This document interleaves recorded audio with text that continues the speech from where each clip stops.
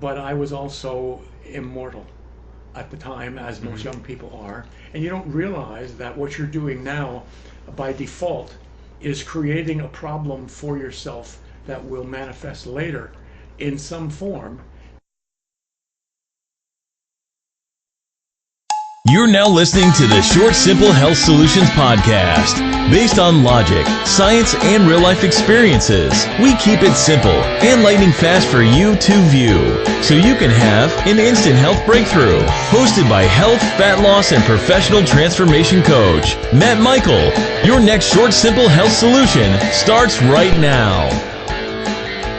Welcome to the Short Simple Health Solutions podcast again, everybody, and let me tell you, it's been a rough week for me, but I have these two podcasts planned out with an amazing gentleman, Nick Hill, and he describes his story of how he cured himself of cancer 3 times, and that's without chemotherapy. I know it sounds amazing. A lot of us don't hear about this every day, but the fact is, a lot of people have been able to do this in similar and natural ways.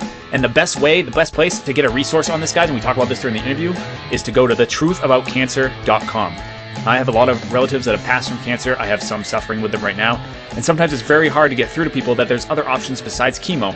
It's also hard to get through to people that chemo often is the killer and not the cancer. And there's a lot of studies to show that. So I always try to tell people to keep an open mind. You know, unfortunately, our world revolves around money. Cancer is a billion-dollar industry. And that's all I'll really say on that one. So you guys, I encourage you to keep an open mind with this interview. We talk a lot about nutrition. We talk a lot about just how he was able to cure his cancer 3 different times in his life, and he did it in 3 different ways. So it's a pretty amazing interview. This guy is the sharpest as a tack 85-year-old man I've ever met in my life. He just moved across the country with a new girlfriend. He's running 2 businesses. I mean, this guy blew me away. I went to a adult ed class to watch him a couple years ago, so this interview was a couple years in the making. It took us, that long to finally get together. And this is you're gonna hear part 1 this week, and you're gonna hear part 2 this week, and trust me, it's well worth the watch. This episode is gonna be a little bit longer than our typical podcast. I'm gonna keep the intro nice and short, of course, with the Short Simple Health Solutions podcast. But I'm gonna have an interview every so often, and this one is definitely going to be worth the extra time listening for sure. Especially if you have relatives and you know people who are really having trouble with cancer out there. Because I'm here to tell you there is other ways around it. There is natural cures for it. You just need to look for them. And there's hundreds of testimonials of people who have been able to cure their cancer naturally. Some even walking out of a hospice. I know, it's unbelievable. And it's unfortunate that these aren't presented more often. And I told you guys I had a really rough week at the beginning of this podcast, and it's a very personal story. And I'm going to do a episode on it in a couple weeks once I've had some time to reflect about a major incident in my personal life. But it will be very interesting. You guys will enjoy it, and I'm going to be very open and honest.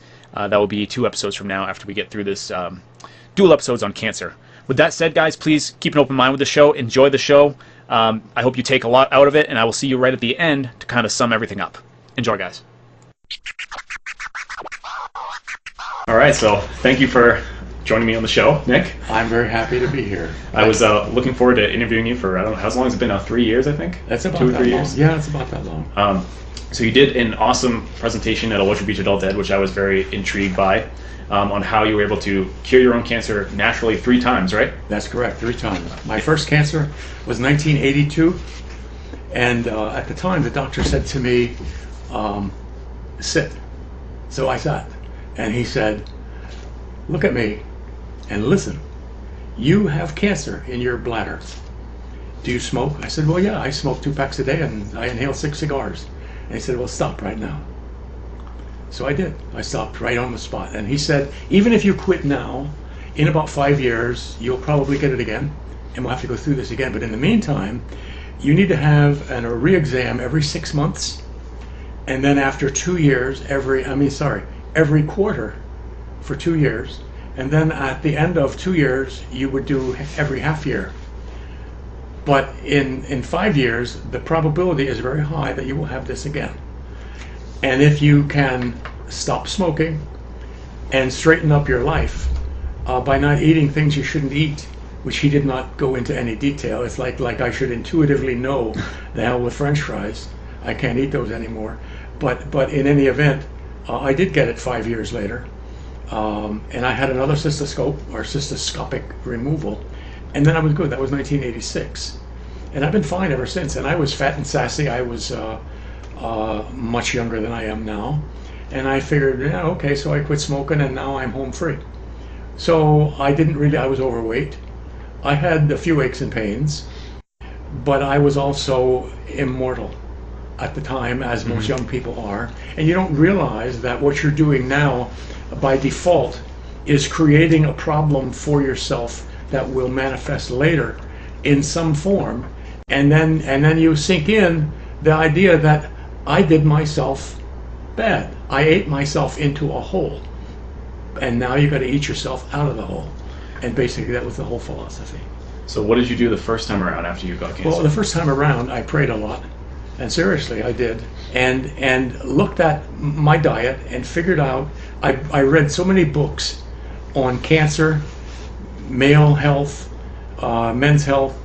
And what I did was I took everything that I could think of that would help stop any cancer growth. The big deal was smoking. And one of the other things the doctor told me is that one of the largest forms of cancer in men is bladder cancer, and the cause is smoking. Well, how does that work? Well, what happens is the nicotine and the tars and all that's in the smoke tends to reside in your bladder, and it's carcinogenic. So while I was in the hospital after the first cystoscope, I was in a room with a guy who was my age, and he was terminal, and he was on morphine, and he had the same problem, bladder cancer. And I'm a chemist, so I did calculations to figure out the percentage of tar that's in one cigarette, and then multiply that by 2 packs a day and 6 cigars. And it turns out that in the 33 years that I was smoking, I calculated that I have inside of me 14 pounds of tar, the kind of crap that builds up on an ashtray when you just let a cigarette burn, and then right where it meets the glass or whatever the ashtray is made of, you get this black stuff. Well, that's what caused my problem. And you get religion real fast. It's like if your plane's going down, you pray a lot, but you can't stop. You have to be honest with yourself. I did quit smoking right on the spot. I had green drink every morning. I took materials that were known to help cure cancer or help get rid of it or stop it. AHCC, which is an activated hexose correlated compound. So this was still 1982, you said? Yeah. Yeah. And I was very religious about paying attention to things that I need to do, things that I need to take, things that I need to stop doing. I still drank sodas and I ate French fries. As a matter of fact, the whole subject of oils is I wrote a paper one time, which I'll be glad to share, called "Do You Need an Oil Change?"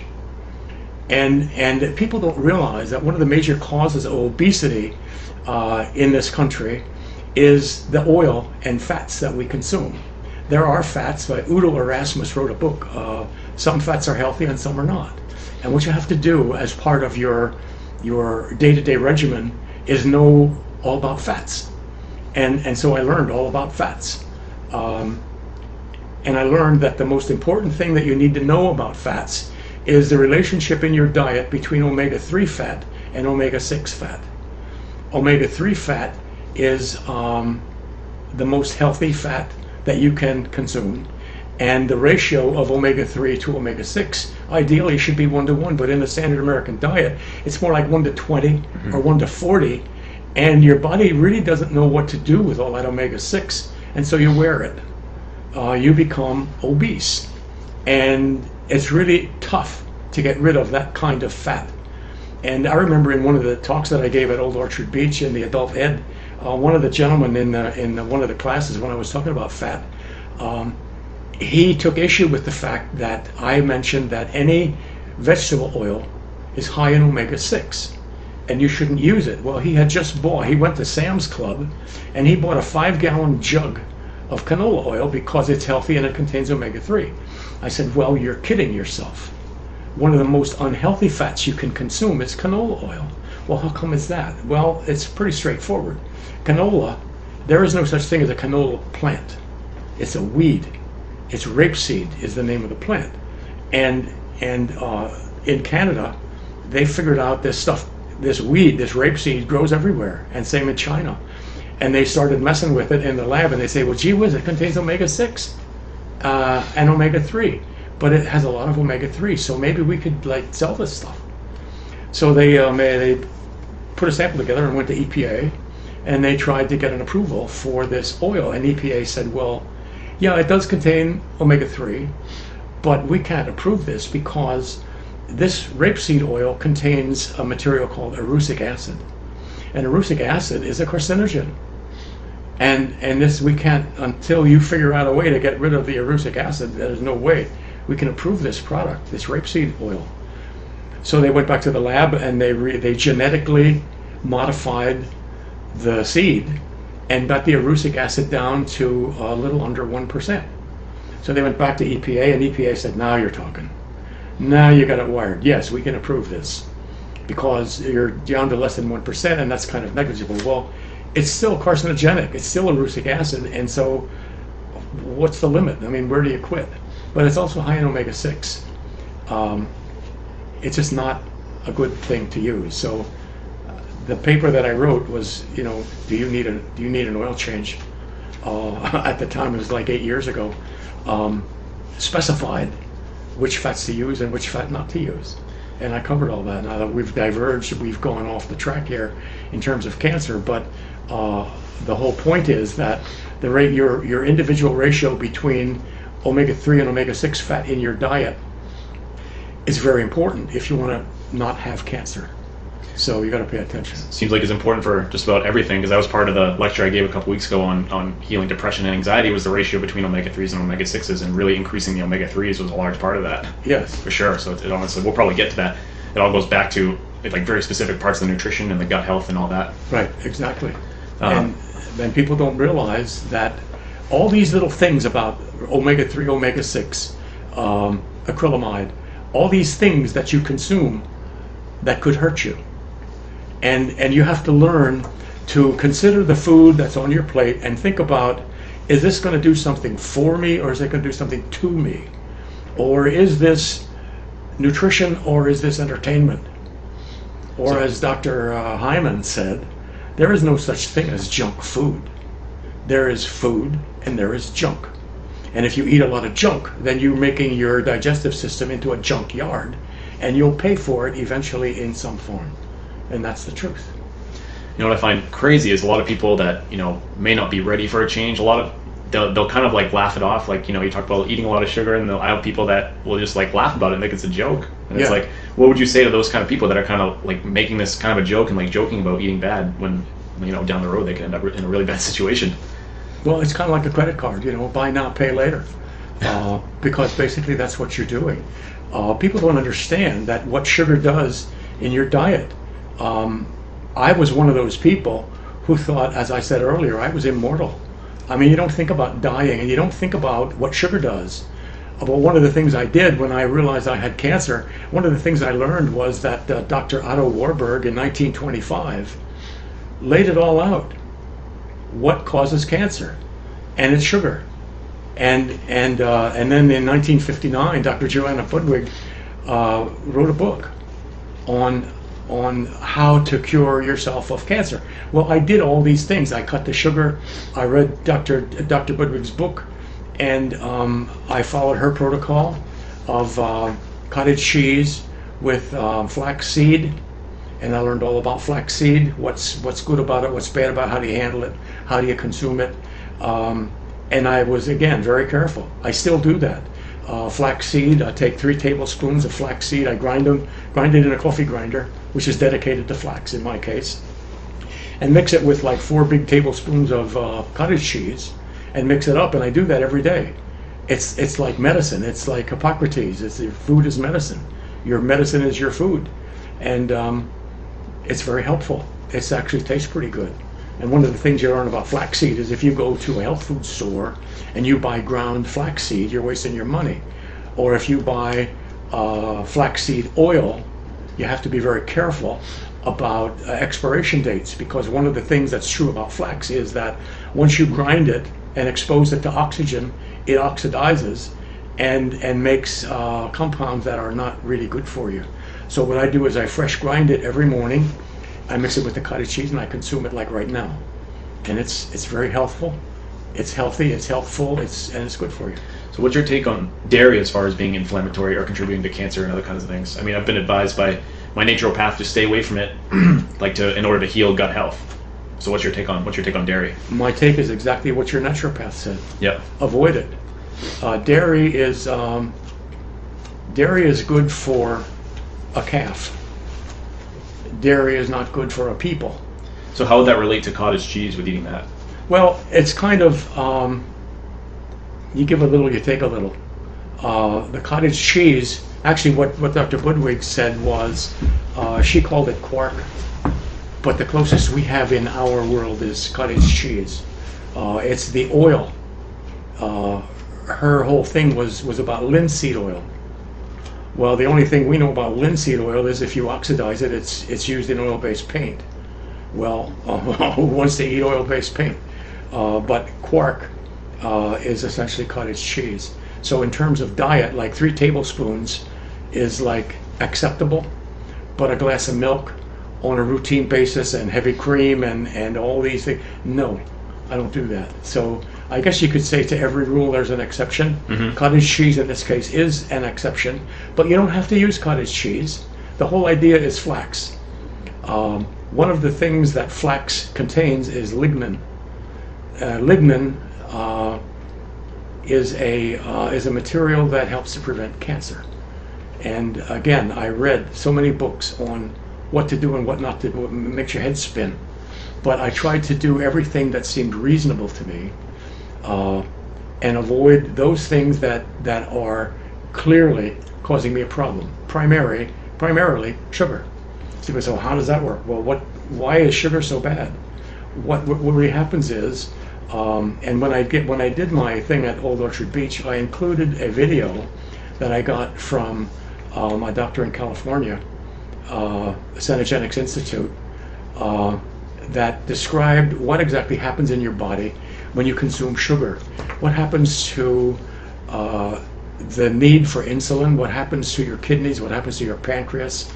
And what happens when you eat your muffin and whatever else you have for breakfast, and then 10 o'clock you're hungry as a bear and you eat another muffin or a bagel or something, and then at lunchtime you might go have some other kind of fat food, and then in the afternoon you want to take a nap, but you can't because somebody's looking. and what sugar does is it causes glycemic spikes, and the glucose, sugar, in your blood declines, and your insulin does not decline as fast, and so you go through this cycle. And over time, by having too much glucose or sugar in your blood, the formation of what's called AGEs, these are proteins that hook up with the AGE is a protein that grabs onto the sugar. It makes a very sticky substance, and the AGEs are cancer-causing materials. And so sugar is like slow death. Sugar is slow death. Now that is a powerful statement from Nick here, and that is something I've taught for a long time. Not that you can never ever eat sugar, but most of us eat it way too much. Sugar is very acidic. It feeds cancer. It builds up in your body. But you know, you might be thinking like, what about all those desserts out there?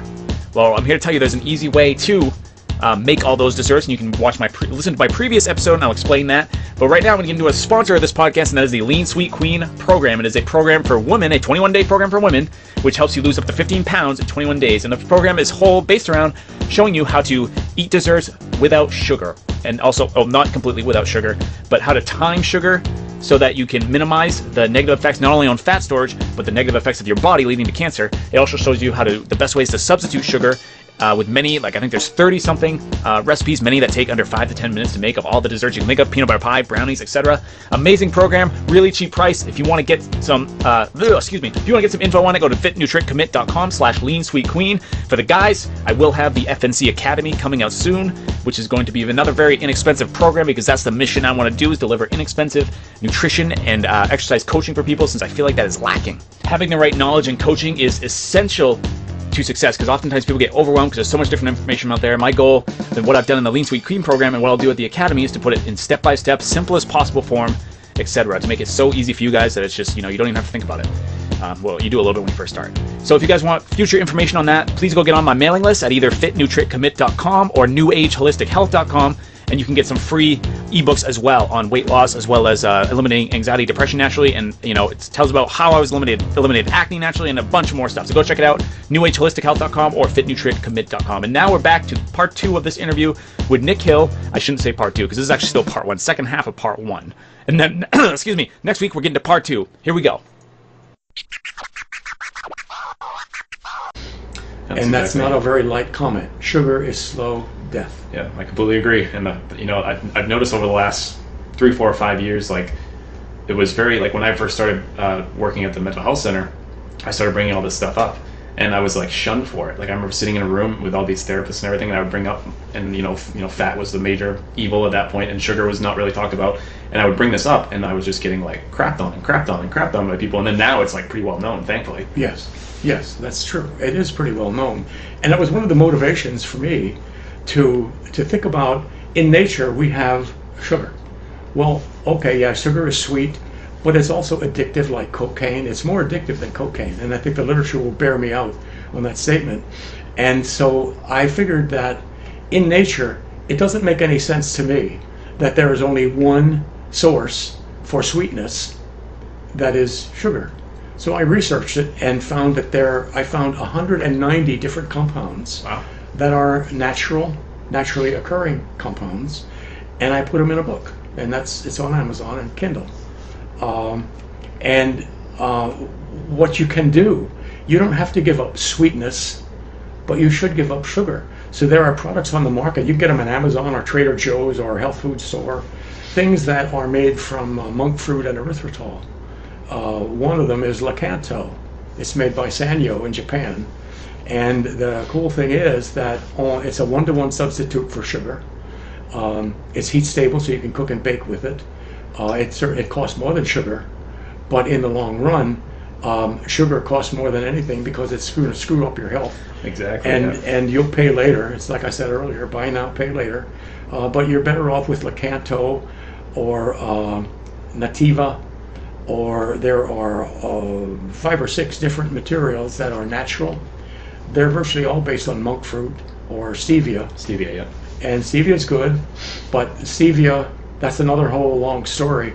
How come is it that stevia is not used in foods as the manufacturers use things like aspartame and other laboratory-derived sweeteners? Well, the answer is money. So I just, as a sidetrack here, about sweeteners and stevia. When we've known that people in South American countries have been chewing stevia leaves for thousands of years, and yet EPA here says, well, no, you can only sell it as a food supplement. Well, the reason for that is simple. The major soft drink producers lobbied to have it outlawed. You cannot claim it's a sweetener.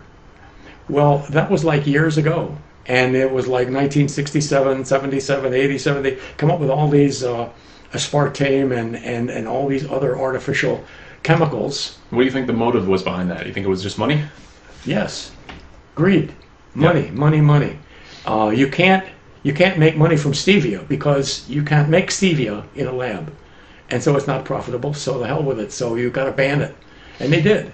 But now it's kind of like come full circle, and what they wanted to do was say, well, gee whiz, there are so many studies coming out now that describe the impact of sugar and artificial sweeteners on obesity, that maybe we got to figure something else out. So what they've done is they've taken the stevia molecule and they found a specific material in the stevia leaf that is sweet or sweetness, and it's called riboside.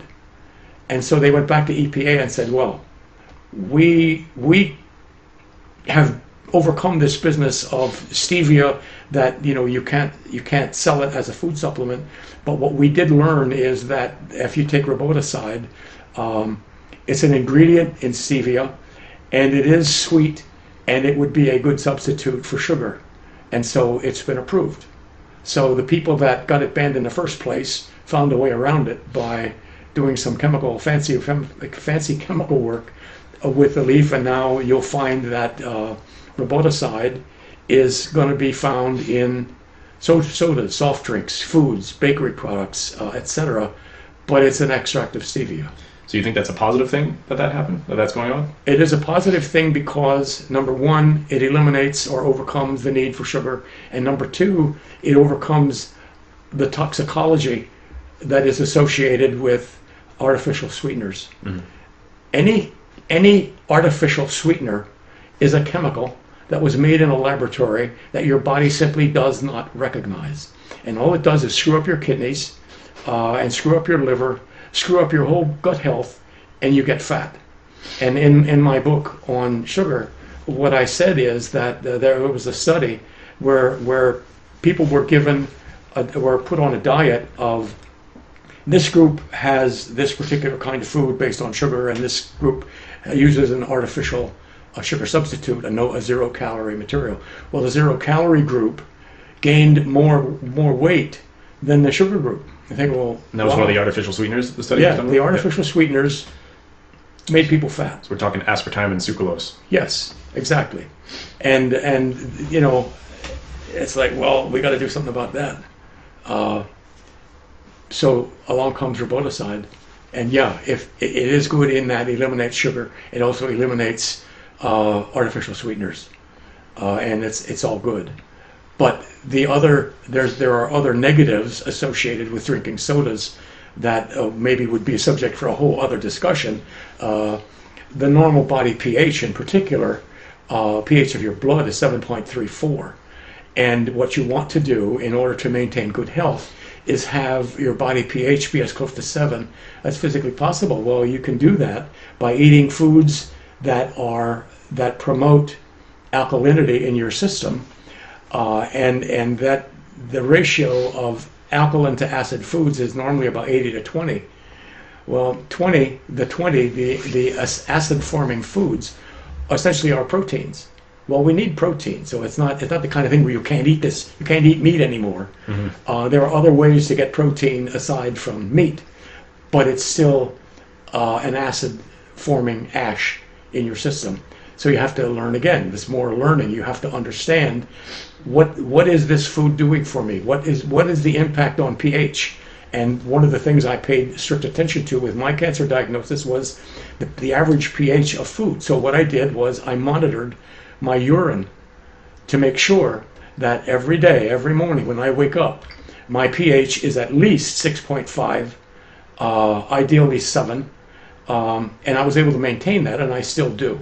I'm very careful about what I eat because I understand what will be the impact of this food on my total body pH.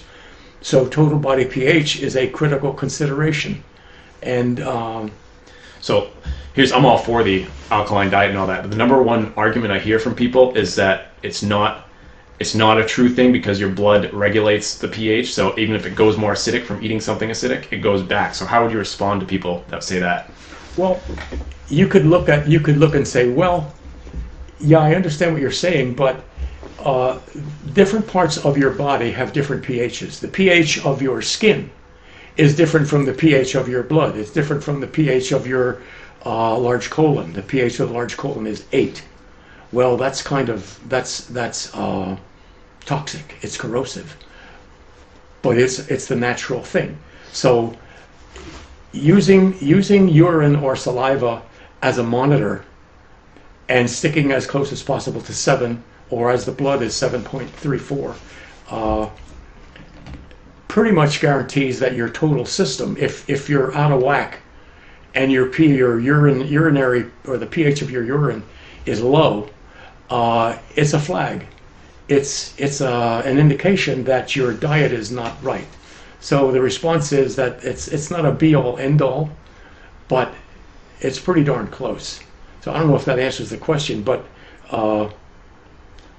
there are, for anything that anyone recommends that you do to control the symptom of a dis-ease, you can go to the literature and you can find things that say you're full of crap, or things that will support the concept, and you have to make your own decision. But each individual is responsible for being the janitor to clean up the mess you made of your system. Absolutely. That's your job. It's your job. It's not your doctor's job. Your doctor doesn't know spit about nutrition. I don't care who the doctor is. But allopathic medicine doesn't teach wellness. It teaches how to mask symptoms. That's not a cure. If the pharmaceutical companies managed to make products that cured all these different maladies or problems that we have, they would lose their annuity. What they do is they figure out, or they have chemicals that they made in a lab that mask your symptoms, and so you feel a little better, but they don't cure a damn thing. As a matter of fact, Eli Lilly was quoted as saying, of Eli Lilly Pharmaceutical, any drug that doesn't have side effects isn't a drug at all. And so you think about that. The side effect isn't a side effect, it's an effect. It's something that you have to pay attention to. It's a negative. It's something you shouldn't really be doing this. You can use food to overcome an issue. And we're so fortunate now that if you have a symptom, let's say, whatever, my knees hurt, Google it. Exactly. And read, pay attention. You can do this for yourself. And a lot of people feel, this is another thing I've come in encounter with, a lot of people don't feel like they're empowered to do that. They kind of want to wait on someone else to do it, so they'll come up with these cues, like, say if I were to give someone advice or whatever, they'll say, you're not a doctor, only doctors can say that. Right. You know, and I totally disagree with that, because every single one of us is empowered to do our own research and fix ourselves in a way. And that's almost what we have to do now, because, I mean, the hospitals, I mean, I'll be honest, they're terrible. So, that's true. They're absolutely terrible. You're probably going to get sicker going there. Like, I've had terrible experiences there. My girlfriend works there, and she tells me all about it all the time. And what she's been seeing lately is people are tired of it. They're like, right. they're now challenging their doctors, rightfully so, and they're looking for alternative treatments. And I feel like getting the message of this kind of stuff out there is definitely going to help a lot of people. Right. And I think the number is like 1/3 of deaths are caused by your trip to the hospital, caused by prescribed pharmaceuticals, prescribed by your doctor who doesn't know really anything about nutrition. That isn't necessarily a slam against the doctor, it's a slam against our allopathic system.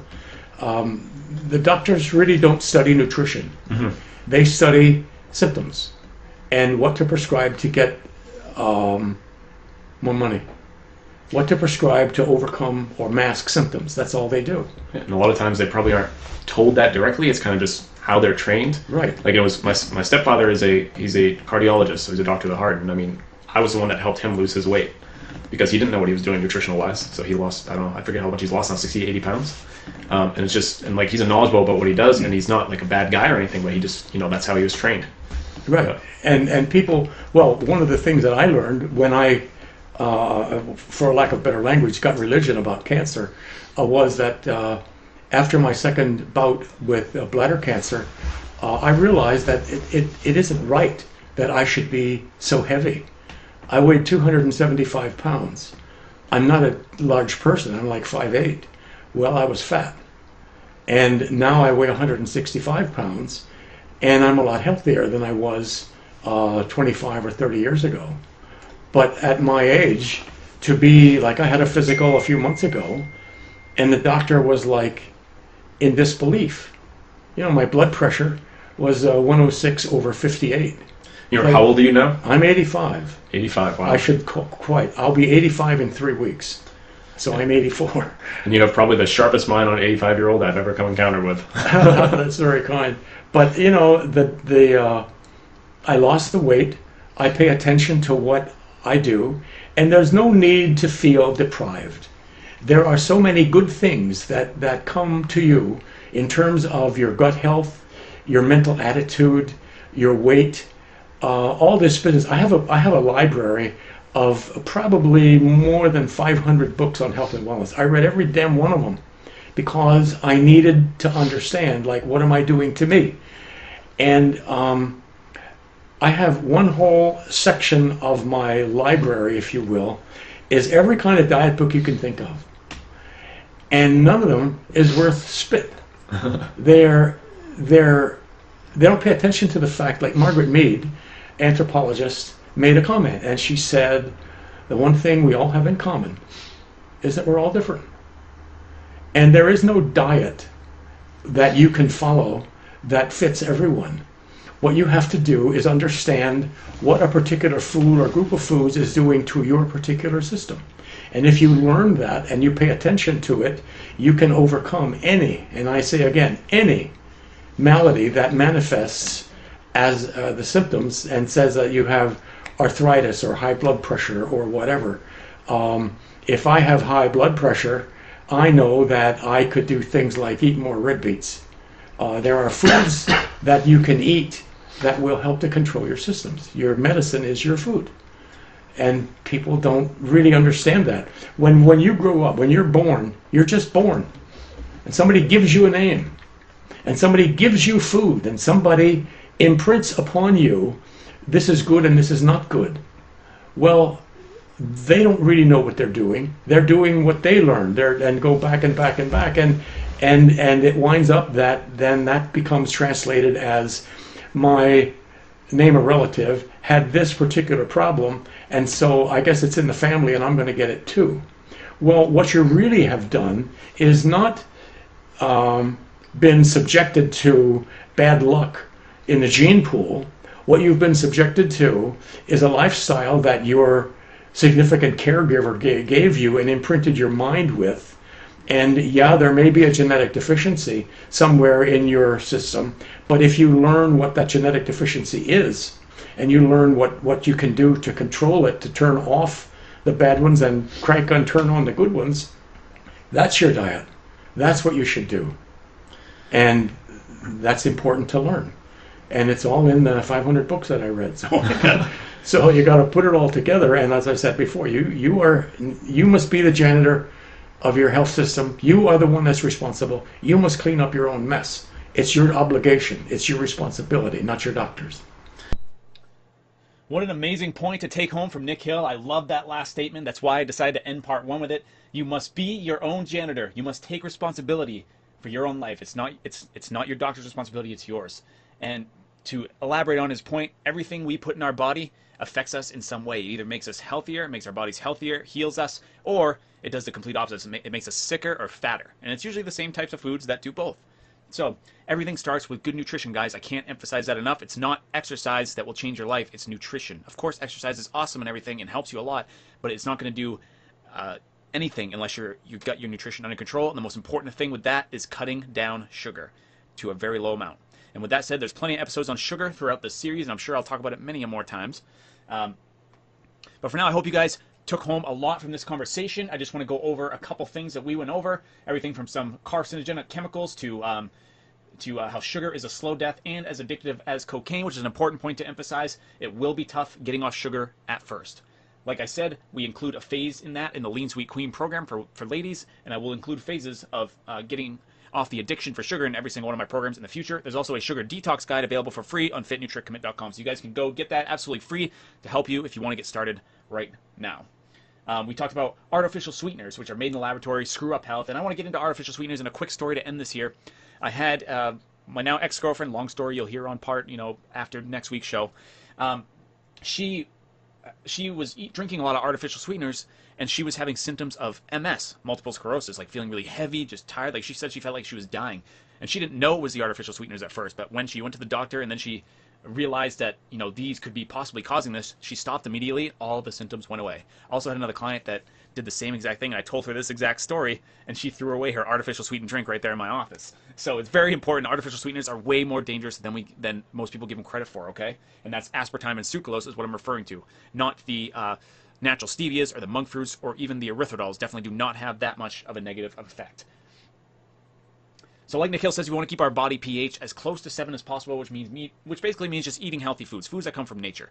Really acidic foods like soda and everything, the more acidic stuff you put in your body, the more you're just wrecking your body, inflaming your body. When your body's in an inflammatory state, you'll be hurting yourself more. You'll be sicker. When your body is in a more alkaline, less inflammatory state, your body's in a healing state. So if inflammation is not present from foods that we put into our body and whatever else, then your body can heal itself naturally. Hard to believe, I know, but that's the power of our human body. We're actually like Wolverine, just a little bit slower healing process. So sorry, I lost my train of thought there. So this guy, we heard part 1 of his story. In this one, we're going to hear his amazing part 2 of his story and how he cured his the second part of his cancers. It's an amazing story. Tune in next week, guys, because it will be an amazing show. And I will tell you more about my rough week in a couple weeks. It's something that anybody who's, having trouble in their relationships, I'm sure will be able to relate to.